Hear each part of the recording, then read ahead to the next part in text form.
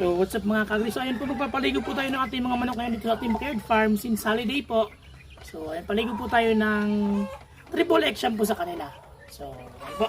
Then pagkatapos po natin silang paliguan, bibigyan na po natin sila ng dewormer na Raptor tablet. So ayun, napaka-importante pong magpaligo po tayo ng triple action po ng battlecock para po matanggal yung kanilang mga external parasites. Then magbigay po tayo ng dewormer na Raptor tablet para naman po matanggal yung mga internal parasites. So para po mahanda na po natin sila sa breeding or tinatawag na priming.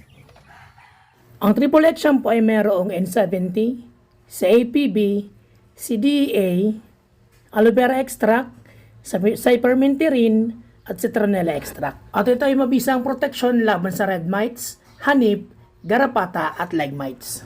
Panlaban dito sa fungi at mga insekto. Sa paraan naman po ng paggamit, halo po natin ang isang sachet sa 2 galon ng tubig at haluin na mabuti.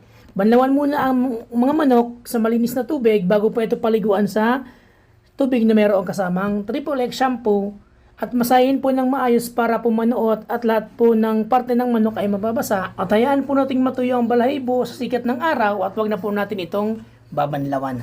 Ang Raptor dewormer naman po ay mayroong albendazole, libamisole HCl at ivermectin.